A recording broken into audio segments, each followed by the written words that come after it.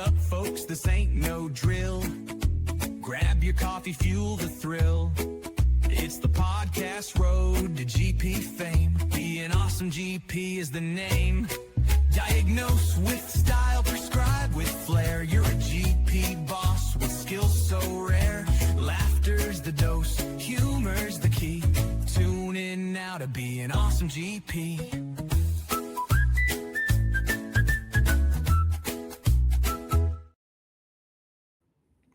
Hello and welcome back to the show, Awesome GPs. Today we are very lucky to be joined by Dr. Ramya Raman, candidate for the RACGP presidency. Her vision for the RACGP leadership of protect, build and focus aims for a college that protects the value of general practice, builds the systems and supports GPs' need, and focuses its influence on the issues that matter most. Dr. Raman's background is deeply rooted in academic medicine, clinical education and women's and children's health. Based in Perth, she completed her medical degree at the University of Notre Dame, Fremantle, where she currently works as a discipline head for general practice and clinical supervisor for GPs in training. Dr. Raman brings extensive governance experience to her candidacy as the current chair of the RACGP WA faculty and a national board director. She is also a prominent media advocate for the profession, frequently appearing as a college spokesperson and regular guest on ABC Radio Perth, and was recognised as the 2020 RACGP GP of the Year. Dr. Raman, welcome to the show. Chris, thank you so much for having me on. And can I just say, I loved the intro music. It was great. Thank you. I like to be pepped up for these interviews. Well, I think it just really resonated with me as I was listening. I think I was bobbing and then the video came on, so I had to stop, so I sort of had to stop myself from bobbing for the music. And I think it was just the passion of why we do what we do every day was really resonating through that music. So before we get into policy, tell us your story in brief. You're someone who a lot of our listeners might have seen on Facebook, in the media, or speaking at conferences. I saw you at CCIM and I was just wowed by your presentation. How did you come to general practice and what's brought you to standing for president? Thank you, Chris. So I guess for our listeners, I grew up in country New South Wales, so that's home for me. So I grew up in a town called Orange, which is about 300 kilometres west of Sydney. And my schooling, my undergrad degree, so was all in the country. And I actually secretly miss part of New South Wales as well, I should say. And I guess growing up in the country has shaped me to be who I am today. And for me, in terms of general practice and what's really turned my attention to going, yes, I want to become a GP. And the reason for that was because I had the opportunity to work with a general practitioner based in Canowindra. I actually started off there as a medical receptionist when I was studying in school and in my undergrad degree. And I went, I was really in awe of the work that he was doing, the community that he was serving. Later, I went, yes, that's what I want to do. I want to do medicine. I want to become like this person. So I later then returned to Canowindra as a medical student, doing some of my electives there, as well as my rural placement, and then returned to work there for a period of time as a junior doctor. So it was actually there that I saw the true breadth of general practice, continuous, comprehensive and coordinated care, which was being delivered across a patient's life rather than a single episodic care of illness. It's there I realized and learned to manage uncertainty, the undifferentiated presentation, the patients whose diagnosis is not very clear, the responsibility of knowing when to investigate, noting that we are in a small country town and those resources are not readily available. And noting to that is where I really learned about diagnostics and understanding diagnostics. And general practitioners and GPs and general practice in general is where diagnostics thrives. That's what we do, and that's what makes it incredibly fulfilling as a profession. And that's exactly why my sense of passion for general practice still exists. I'm a practicing clinician and I love it. Yes, there are some challenging times. We all have them. And I saw the extraordinary trust that communities place in their GPs, and they place that in me and in my colleagues in the community that I service in the outer metropolitan area in Western Australia. And that experience drew me to general practice because it demands clinical breadth, judgment, courage, and most importantly, a deep human connection as well. I guess the second part of your question was, why am I standing for presidency? So I'm standing for the 2026 RACGP presidency because general practice, as we know, is at a crucial point. Our profession is being fragmented. It bothers me that it's being pulled apart in front of my eyes by disconnected models of care, scope of practice expansion, policies that undervalue continuity of specialist GP-led care. Much of what we do as GPs is invisible. And that invisibility is what we are so efficient about. Yet I think that's one of the areas where the funding is not coming through because it's not as blatantly obvious as it should be. We've got a bit of work to do there, and I have some thoughts on that. So the work is rarely recognised or properly funded, yet general practice remains one of the most efficient and essential parts of the health system. So these are not isolated problems. Together, this threatens the future of comprehensive general practice care and the quality of care that we are providing for our patients. My experience as a GP, a specialist GP, a practice owner, an educator, and having some governance roles, and I feel I am prepared and have the experience, if given the opportunity, to lead my colleagues as well as the college through this critical period. And this is not a single person sport by any means. It's about listening. It's about engaging with members and ensuring that we take our colleagues and our members alongside that journey. And I have operated that way till now.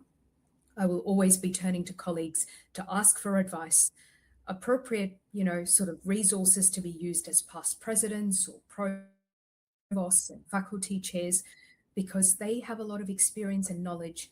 And being such a vast and big country, we need to make sure that geographically we are attending to the needs of what is required in that area. And I speak to that because I live in Western Australia as well. And it's actually very important to bring those perspectives to the corridors of Canberra. And it's time that we dial the notch up a little bit with our voice to push down and go, yes, we need to get on top of this, so that I can stand there to fight for every GP, fight for the value of our work, rebuild the respect and the influence that our profession deserves. Thank you. And I think that sense that we're at threat and that the GPs are worried that the effective ability to deliver care that we provide is at threat is very much something we feel at times. I will say Orange is a beautiful town as well, and medical receptionist is a much harder job than my first part-time job singing barbecue chickens at a Philo. I've got a lot of respect for medical receptionists, I must say. I still pick up the phone at my practice when it rings and everyone else is busy. But the trouble is, I think my patients recognize my voice. And so it's going, oh, Ramya, it's you. I might as well tell you what my problems are. Dr. Anna Crane, who I work with, does it as well. And it's a fascinating tool for seeing how things are on the ground. But I'm getting sidetracked. And I did want to ask you about, given your governance experience and that you've served on the RACGP board, what's one decision or position from the last couple of years that you're really proud and excited about, and one, if anything, that you would have done differently? Yeah, certainly. I think it's been a real privilege to be able to serve as a faculty chair as well as on the board. A lot of learnings, and one of the things that come to my mind straight away, Chris, is I think it's a tremendous advocacy win that we had for our GPs in training when the announcement came through for the funding that was made available, so that pay parity was sort of being bridged, not completely, but bridged when we transition over from hospital work through to general practice work. And that $30,000 is a tremendous, sort of funding advocacy win that we have got across the line. And I know that many of my colleagues, including my own registrar at my practice, speaks about this so highly and going, that's been a really positive win. And in addition to that, the leave entitlements and the parental leave. And the reason that it sticks to me so much is because the number of times, Chris, that, my own colleagues or registrars have come up and spoken to me about this and said, Ramya, this has made like such a huge difference. And that's what this is all about. It's actually about getting to the grassroots GP. It's about how can you help the GP in their day-to-day practice, in their day-to-day clinic, so that they can then operate and, do their thing best, which is general practice, and deliver care to their patients. So that really sticks in my mind, and I think that's a wonderful, step forward with the college, hopefully with many more to come. I guess one of the things that is still quite a challenging space is what I had mentioned earlier on in relation to fragmentation of care and scope of practice. And, the college has often been criticised for being reactive rather than proactive. And part of my policy and what I'm standing for is to enable the college to become more proactive in its ways. And I am referring to, scope of practice and pharmacy prescribing. We've seen several of the announcements that have come through from government, and we know what those challenges already are. So, there's always room for improvement for every organisation. And I guess thank you from the members for the wins on pay equalisation or bridging pay and paid maternity leave. They were very invigorating. Like, people were suddenly thinking, we're valued. Like, we're seen as general practitioners. So those were huge wins. I think invigorated the base quite a bit. It does lead into pharmacy prescribing, which you mentioned, which would be a great topic to go into. So, it feels like pharmacy prescribing and scope of practice keeps advancing state by state, despite college opposition, despite a number of voices, not just the college, but a lot of people speaking out about pharmacy expansion.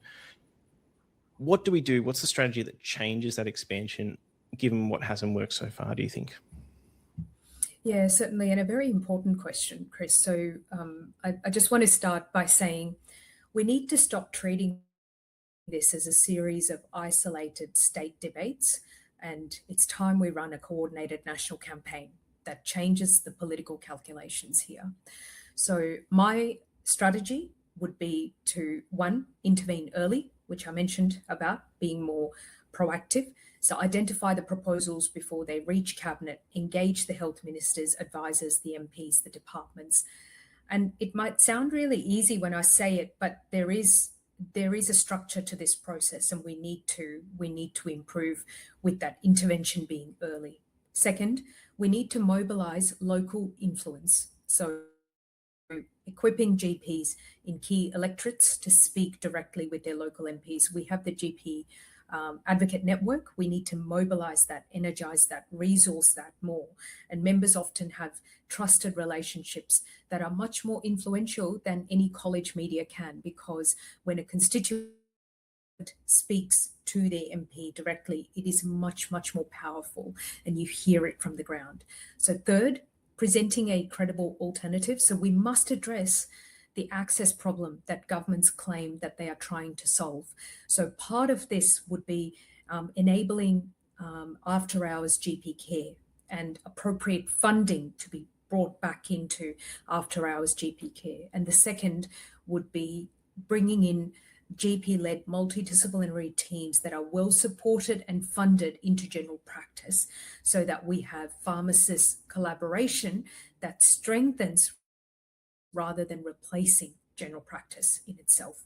And there are several research articles which have shown that having a pharmacist within general practice is actually really very, very successful in enabling better health outcomes for patients, including home medication reviews, quality of medications, as well as reviewing those. So the fourth, I would say, demand independent evidence. So expansion should not proceed without transparent safety measures, diagnostic outcomes, follow-up data and independent evaluation, activity numbers. And I will be demanding for these, because it is time that we push and demand for these because it is compromising or can compromise patient safety. 5, making fragmentation politically visible. So patients need to understand the risk of creating a generation whose first point of care is disconnected prescribing without their regular GP. So we need to actually make our patients our advocates as well. And we have a role in enabling that to happen. And we need to have a strategic way of approaching that. And 6, coordinate nationally and act locally. So state faculties, as you know, need the resources and the authority to respond rapidly, while the National College can maintain that consistent clinical red lines and the messaging that needs to happen along the way as well. So it's my goal is to build a deliberate program of engagement with majority of, involvement of the federal and state decision makers, not only health ministers. Pharmacy expansion has succeeded because it has been pursued as a sustained political campaign. So protecting continuity of care requires us to be well organised, earlier and more effective in the way. Thank you. I do love a 6-point plan. I think that's a great way to come at it. Why don't we talk about GP registrars? So a GP registrar today weighing going into general practice against another specialty, beyond the advocacy we've already done, which has been significant wins, what can the college itself do to make that choice easier, to make sure we're getting more general practitioners? Training is such an important component of GP training, as well as the college and for the future of our profession. So I'm going to base this on some of the feedback that I've received from GPs in training that I've been speaking with as well. So cutting unnecessary administration, like training administration, is feedback. So we need to focus on that. We do need to better support our supervisors and training practices, because it's about getting quality supervisors and quality training practices. And many supervisors have also highlighted that, funding for supervision is just not making the mark. And part of training and part of registrars and supporting them is actually supporting our supervisors. So that's actually one of my policy pillars for enabling supervision as well, and making sure there's good funding and support for our supervisors. Giving registrars or GPs in training a real voice in the training decision as well. So it's already there in systems, but we need to bring it together a little bit more. I'm hearing that there's a bit of siloing that's happening. So we need to make it a bit more coordinated, and showcasing the breadth of the career in general practice. And I think the Future Leaders program is a showcase of how mentoring and support can happen within general practice. And it's about enabling those programs and strengthening them to bring more GPs in training into that space. And you had mentioned that you had done the Future Leaders program, so have I. And the impact of that program has been immense, Chris. Like for me personally, I've learned so much out of it when I did it. And I think it really connected me to some of the points about advocacy, general practice, clinical medicine, every other, sort of technology, anything that you want to diversify into, it gives you that opportunity to meet people and do that. And yeah, obviously a great time to plug the Future Leaders program. Applications are soon, I believe. It set me up in the right time, at the right place, with the right preparation to make the most of the ADHD legislation changes. Would highly recommend it. Aaron's an absolute legend for anyone who wants to go through that program. And finally, I guess, finishing off, practice viability. It's a big thing. Costs, payroll tax, the gap between rebates and the cost of care. What is your top funding ask of government, and what's your fallback if you don't get it? Yeah, so it's a very, very important topic. And I took a pause in that because I was actually just looking at the numbers for my practice before I came onto the podcast, and the margins majority of the time are sitting so fine. It's I think it's government or external stakeholder, they don't quite recognize what that actually means. So coming back to your question, for me, my top funding asked to government, one is to have MBS item numbers indexed to the CPI. The recent 2.6% increase against CPI of over 4% is not acceptable. nor should we be distracted by comparing to years of non-indexing as well. So I will fight for that the MBS item numbers being indexed to the CPI. Second is we need to increase the rebates, the patient Medicare rebates for the long consultations. They are undervalued, and yet GPs are expected to provide that care and the quality of care for less.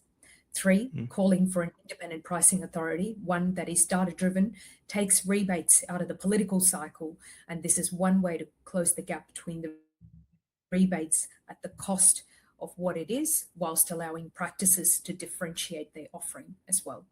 And lastly, I just want to say payroll tax. So in Western Australia, I have secured written confirmation that in WA, payroll tax will not apply for contracting GP models. This was done in 2023. I will carefully look at each state and look at the approaches, but payroll tax can kill general practice when the health of our nation needs it the most, and that's an important component. Yeah, I think those are all well backed. I think certainly a pricing authority, there's previous models that could be adopted. The Independent Health and Aged Care Pricing Authority seems to be a good model. GPs are well in support of establishing a pricing authority in the surveys I've seen, so I think that's a great initiative. And payroll tax, so many people were so they were so disheartened when it came in New South Wales, where I work. There's been some wins, but we would love more. But yeah, and I think I'm mindful of time, so I guess I did want to say thank you for putting your name forward and being authentic and demonstrating why you're so passionate about protecting the profession. Is there any last thought you'd like to leave our listeners with as you carry on with the good work you're doing? No, I just wanted to actually, Chris, thank you for your work and your leadership, and having the podcast is just such a lovely way to actually connect our profession. And I can completely appreciate that you would be taking time out of your own sort of time and work to be able to do this, and you're giving back to the profession as well. So thank you for everything that you do. And to every other GP or GP in training or colleagues who are listening, thank you for everything that you do and the leadership that you show within your community practice, because we need that strength and we need to stand together no matter what is actually coming our way. It is absolutely manageable. However, we do need to stand united to do this. Thank you, Dr. Raman. We have conducted a successful interview without waking my rowdy toddler, which is always a win. And I look forward to seeing everything you do in the future. You're an awesome GP. Have a great day.